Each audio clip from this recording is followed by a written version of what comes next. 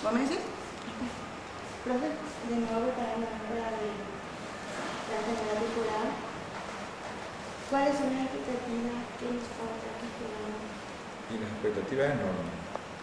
Después de los últimos acontecimientos donde Guaraní ha peleado cosas importantes, no ha podido llegar al campeonato y esa es la expectativa de siempre. Estamos haciendo un trabajo importante, pensando el objetivo que es campeonar.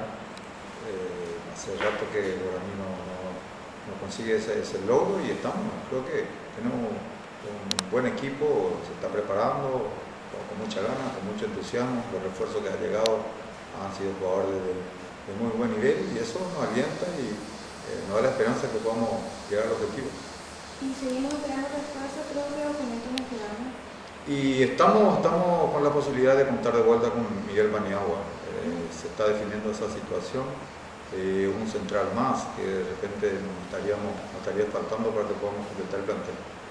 No obstante, estamos contentos con lo que estamos teniendo.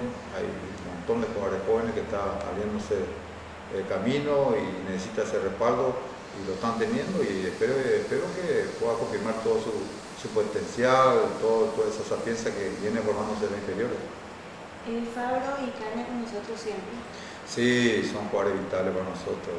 Jonathan Fabro, como César Cáceres Cañete, son jugadores vitales. Lo ha demostrado en estos últimos campeonatos. Caña ha sido el goleador del campeonato. Fabro ha demostrado ser jugador fundamental en la estructura y eso hace que tengamos un equipo sólido, un equipo de base sólida y que podamos ir acompañando con la gente que está llegando.